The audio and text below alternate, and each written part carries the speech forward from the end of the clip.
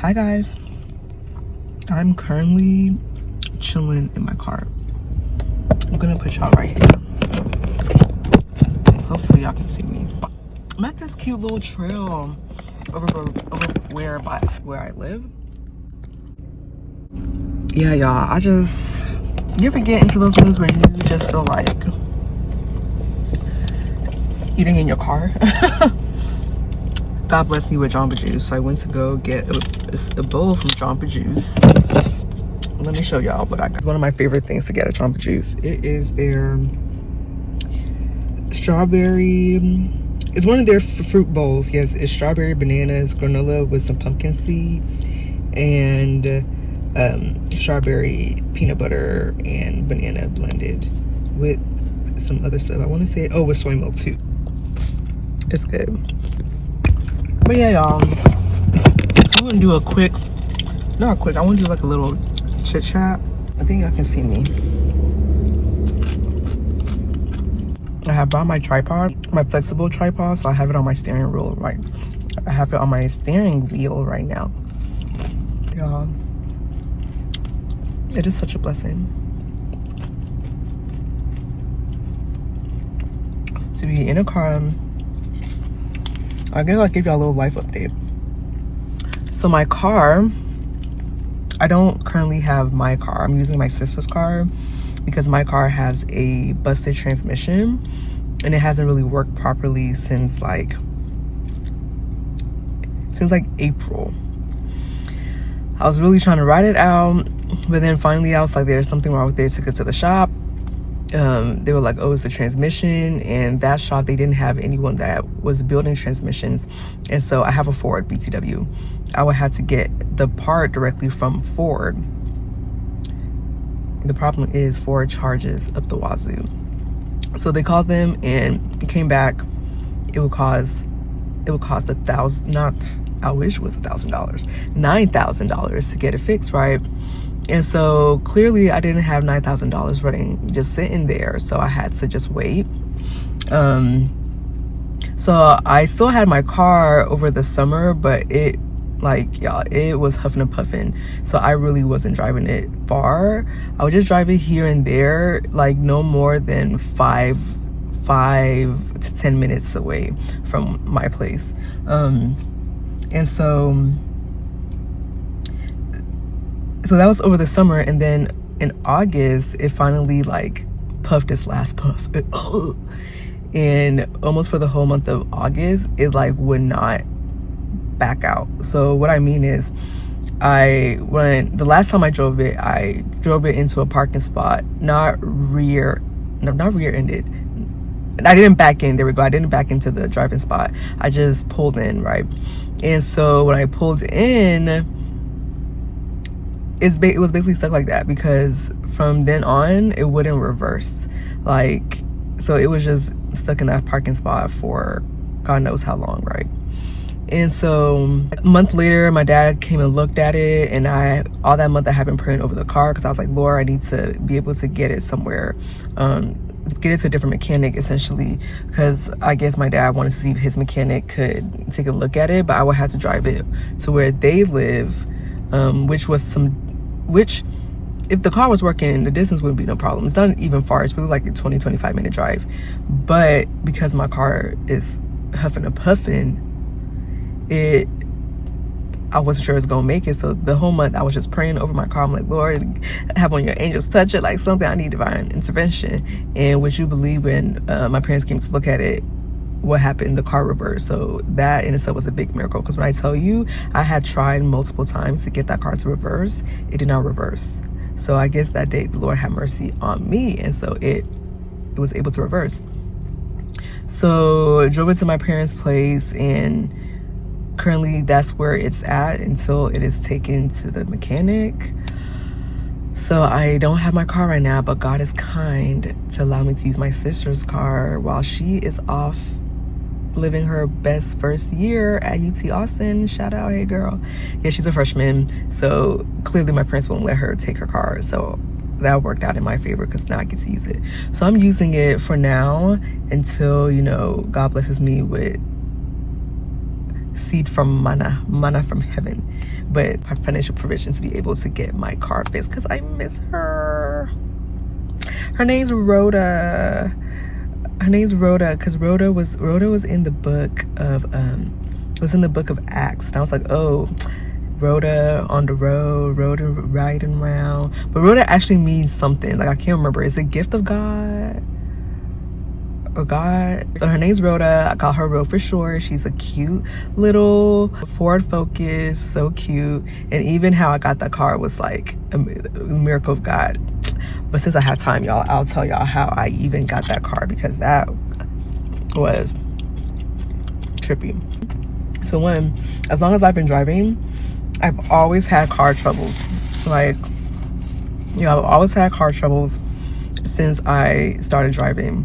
And my first car was like an old Honda Accord. I love that Honda Accord. That thing. I was like, I'm gonna drive this thing till the wheels fall off.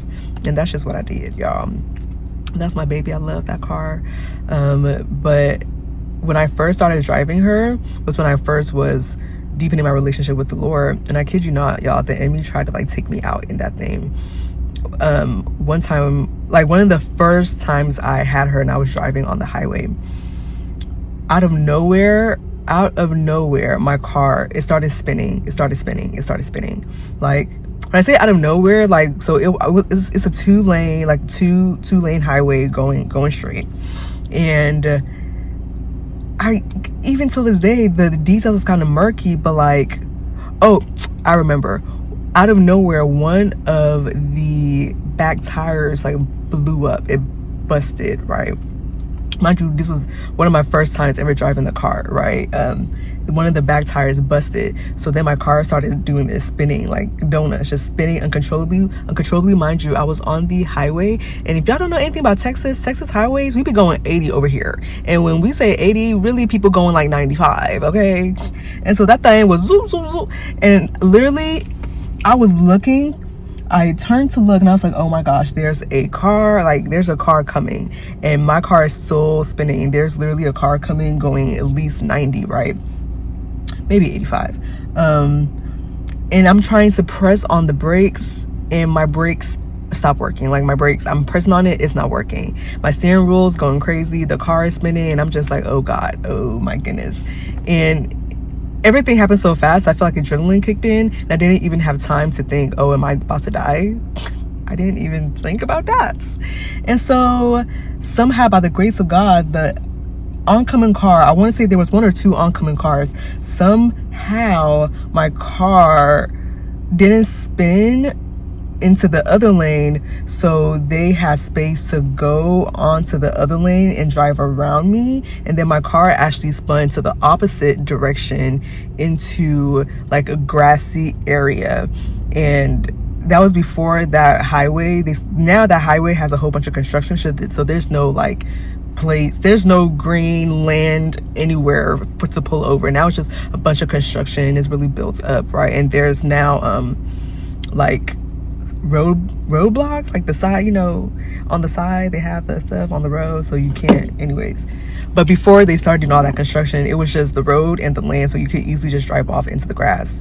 And so I really feel like an angel of God like came and like yanked my steering wheel, because all of a sudden my car just went and it went into the grassy area, and the brakes started working again. I was able to like put it to a halt. But that day, y'all, God really had his hand on me, and I didn't know what to do. I was just like so like taken aback. And so the only logical thing I can think of was I drove my car with its busted with its busted wheel slowly, like probably even less than 5 miles per hour into a residence. I don't even know how long I was talking before I realized that my phone's overheating and it wasn't even recording. And I got pretty far into the story too. Oh my gosh. I went back and I was talking about how the angel yanked the car. Wow. Okay, so now I had to try to zoom through the story so I can get to the point where I was. So yeah, so an angel, the Lord literally like yanked the car. and I was able to drive into the grassy area. And now with all the construction, there's no way that you can just pull up into the grassy area, because there's so much like cones and concrete roadblocks that block the street in. So now you can't even get to the grassy side. There's like no grassy area anywhere now because of the construction. But so I got out, saw that my back was busted, and then I drove very carefully into a residential area. And when I pulled into the residential area, I was just looking like, oh my gosh, Lord, what am I gonna do? I don't know how to change a tire. Like, I was like, I don't know. And then soon, right at that moment, this jolly Santa Claus looking, not Santa Claus, because we don't do Santa Claus over here, but he was, you know, like a white beard, white hair, thicker, just older white man. He came on his motorcycle, which is like, oh my gosh, hi, do you need help? And I was like, yes. And I explained to him what happened, and he was like, yeah, just give me a minute, let me drive home to go get my tools, and I'll come and I'll help you. So he went to his place, came back as he promised me. He didn't just say something and leave. Came back with his tools, and he for like 30 minutes he changed my tire, and then he was like, just follow behind me, there's a mechanic up the road that can take a look at your car. So I followed slowly behind him. We got to the mechanic, and as soon as I got there, okay, let's try this again, because my phone keeps overheating, and so it keeps cutting me off when I'm talking, and so it's not recording a lot.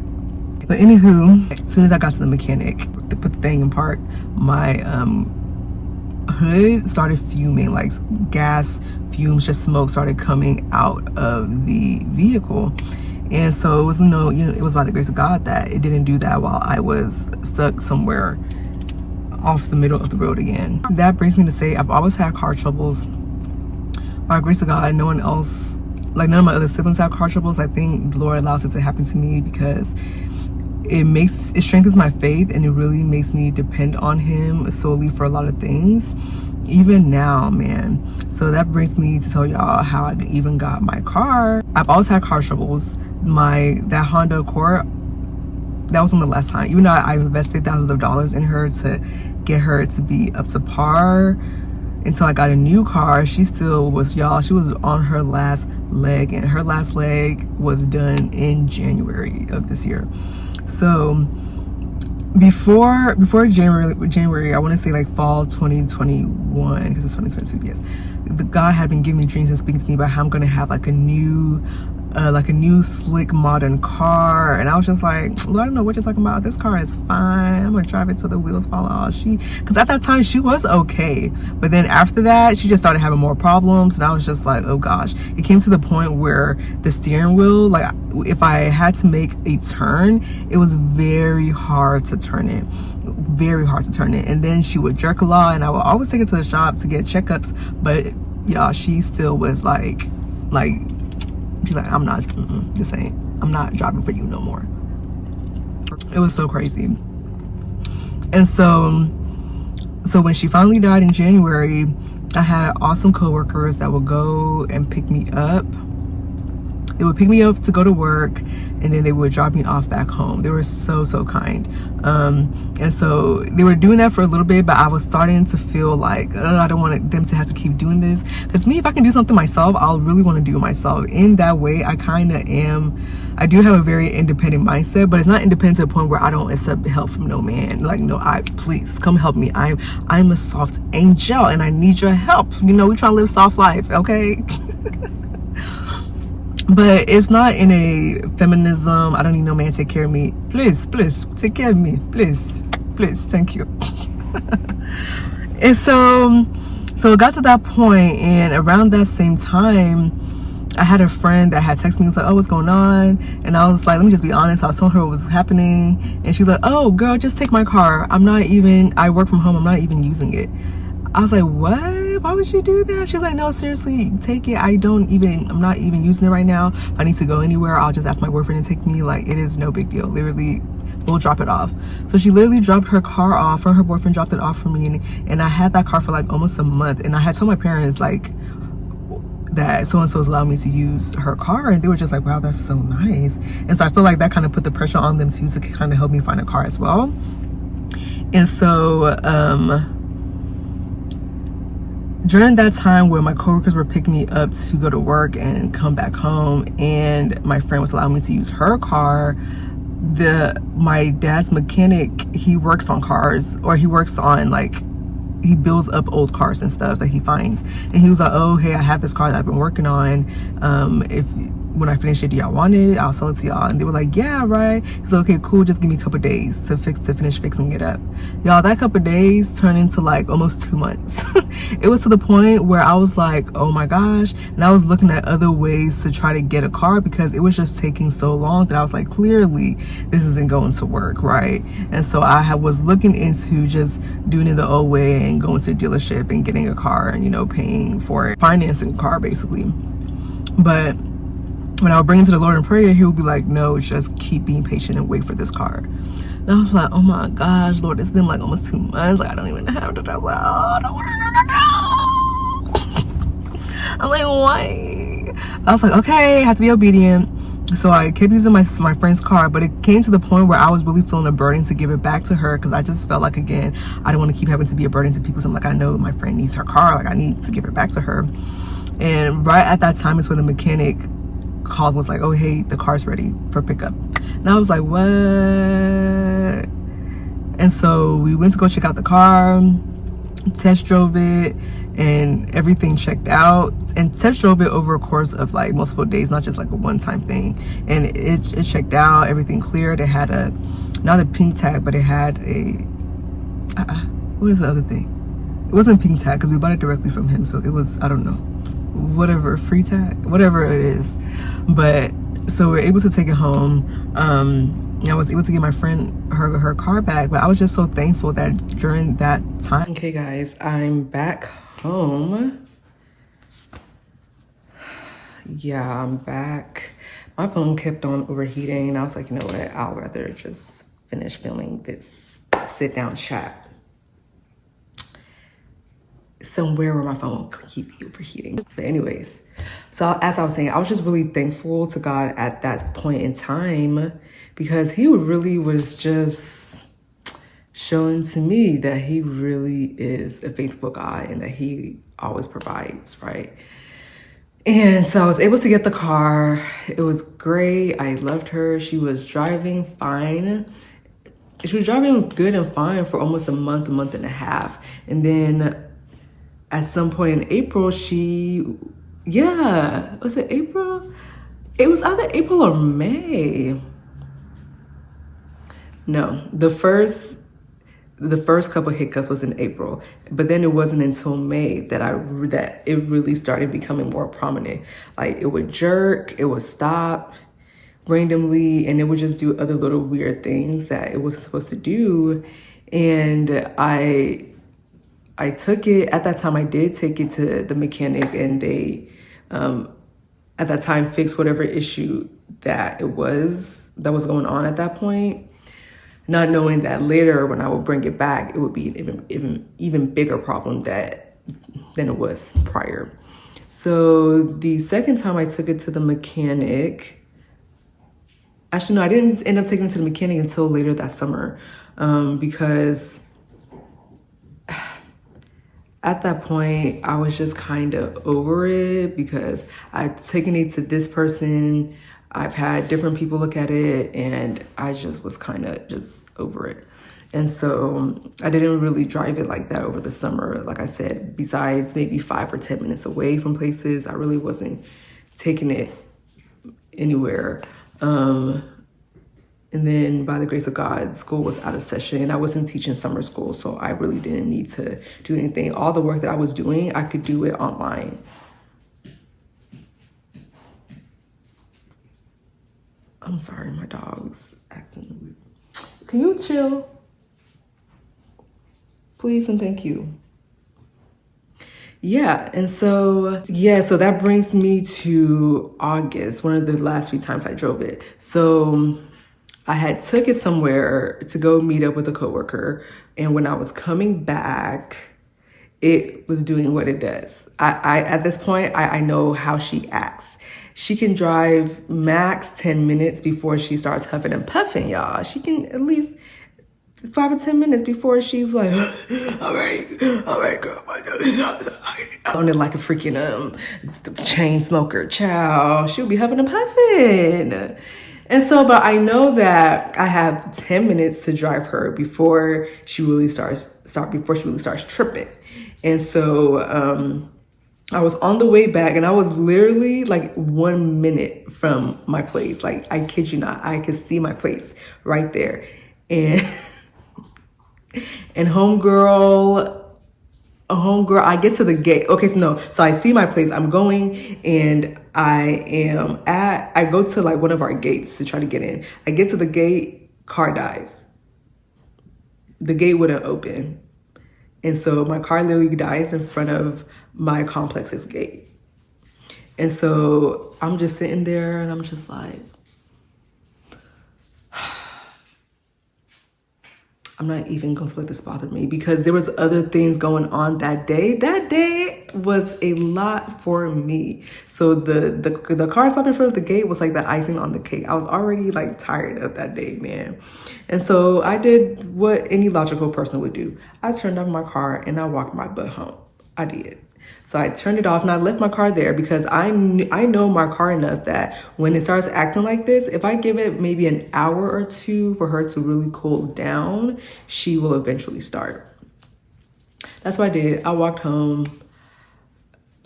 Did I cry? I probably did. But I know that I was already, okay. But I knew that I was like already upset. And so I just left it. And then I think I left and I called my sister, and I was telling her what was going on. And she was just like, oh my God. So she was praying for me. I was praying for me. You know, I was just like, Lord, I'm just tight. So the 2 or 3 hours came. I walked back to go get the car, praying that it would start. By the grace of God, it started, and it worked long enough for me to slowly but with urgency drive it back to my place.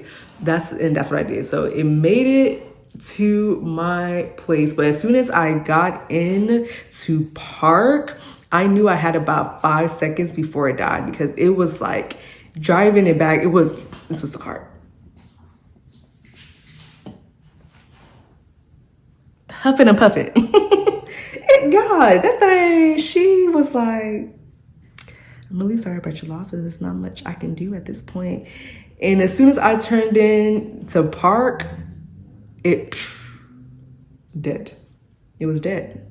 It was dead. It was by the grace of God that I even parked, because guys, the second I pulled into that parking spot, that car said, everything was silent. And then it stayed like that. It stayed like that for the whole month of August. Like, seriously, like I did not have a car. No, and I tried at that point, because it wasn't being started, the battery was dying, but I would jump it and start it, but it wouldn't reverse. So it was just kind of stuck in the parking spot. And no matter how many times I was started to jump it, it just was like, nah, we're not going to reverse for you. And then at one point, it just didn't even want to start. And I was just like, what? And so I let that car alone until the end of the month, still checking up on it until my parents came to take a look at it. And by that point, I had been praying so much of the car, fasting and praying for it, that by the grace and the glory of Jehovah Jireh, that thing started. And this was me when my dad started the car. I'm like, I have not seen it drive like that in God knows how long. But the weirdest thing is, anytime my dad would drive the car would drive perfectly for him. Like, what? Make it make sense. So it worked, but then anytime I would drive it, it would start having hiccups, right? It was so weird. So they drove behind me as I drove very slowly to back to their place, so my parents could take it to the mechanic for me. But of course, when I started, it was going good. I was praying in tongues. I was singing praise and worship. I was like, oh, we gonna make it by the grace of God. Oh, we gonna make it all right. Yeah. And so I was like, okay, come on, God. I was praying all the tongues, man. Yeah.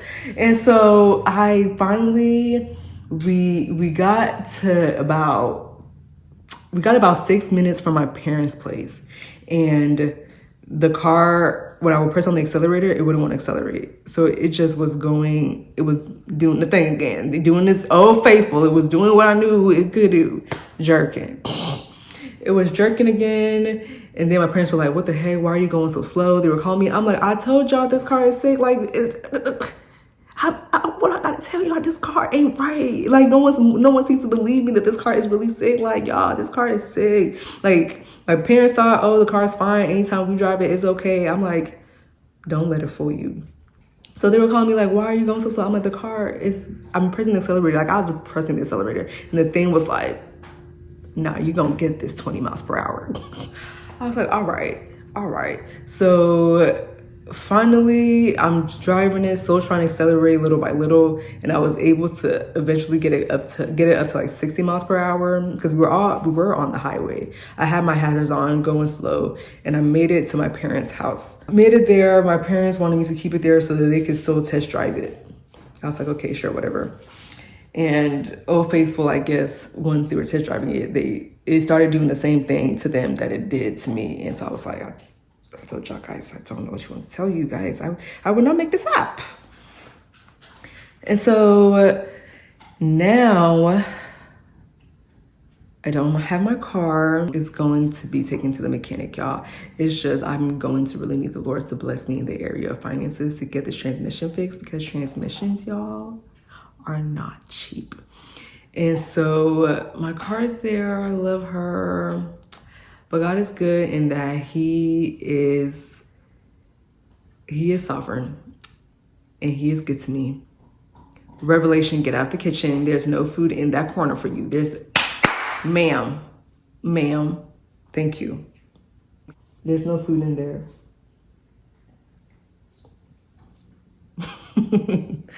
But yeah, y'all, so that's my little car situation, my little car testimony. But God has still been really, really, really good to me, that I've been able to use my sister's car. Somehow by his grace, he's been blessing me. He's been blessing me with gas, be able to get it. And later on, I'll share in full detail what's really been going on in this season, because I'm probably in the most difficult season of my life. But it's okay, because it has to work out, because God is God, and if it doesn't work out, then he's telling me that he's not God and he isn't capable of providing for his children. But I know he is, and my faith is having to literally be tested in almost every area of my life that I never thought that faith would be tested in this area. And it's like continual testing. It's just not like a one time you get tested, you go through the fire, you go through trials, and then you come out at the end of the tunnel and there's light and you're okay and everything's peaches and rainbows forever. No, this is like, boom, all right, okay, boom, okay. Dang, still up. Like, it's a lot. It's a lot. And then I'm still, even though God has shown me 1,010,000 times that he is more than capable, because every time I needed him to come through for me in any way, shape, or fashion, he has literally just done that, even when it looked impossible. All things are possible with God. I know, and I'm believing in my faith that he will come through for me. It's just that even in these trials, he's still been asking me to do things that I'm just like, excuse me, why do I have to do that? Not like bad things, but things that, you normally in your day-to-day life, you wouldn't want to do. But because God requires obedience, and obeying the Lord is also an act of love. What did Jesus say in his commands? If you love me, obey my commandments. And so when the Holy Spirit speaks, man, I gotta be obedient, even if it's doing things out of my comfort zone, transitioning between things, reaching out to people that I don't think really want to hear from me, being persistent in communicating with someone who I don't even know what's going on with, or car troubles, financial troubles, living. Like, there's just so many things that I'm really having to, that my faith is really being tested on, to see, is my foundation built on Christ, or is it built on the world's foundation that is up today, but then when the winds of the shore, when the winds comes to hit it against the shore, it like, it crashes down. Jesus, my firm foundation, I'm gonna make it. But yeah, y'all. So that's my little car testimony story. I know everything's going to work out. It's just walking with Christ. You know everything will work out. It's just, when is it gonna work out? Only Christ knows that. So yeah, y'all, Jesus is still good, and I'm here, still living, still smiling, blessed. But that's my little story. I hope y'all enjoyed it, and it was encouragement and blessing for y'all, that even when trials come, keep going, because what's that saying? Your latter days will be better than your former. Like, your best days literally are ahead of you. And that's what I had to keep reminding myself. And then also a little revelation that I had yesterday in prayer is that, you know, Christ says that we're the bride of Christ, and he's the bridegroom. If he's the bridegroom, that means he's our husband. And what kind of husband would he be if he wasn't taking care of his wife? He's the best darn husband there ever could be. So I just need to just trust that my man is going to take care of me. But yeah, y'all, that's my little story. That's what's going on. Hey, Jesus. What's going on now? I'm so sorry, guys. Okay, anyways, I don't know what's going on. But yeah, guys, that's the end of it. It's Tuesday, BTW. If I didn't say happy Tuesday. Did I? Happy Tuesday. Hope your day's going good. I will catch y'all later. Thank y'all so much for listening to my little story. God bless y'all.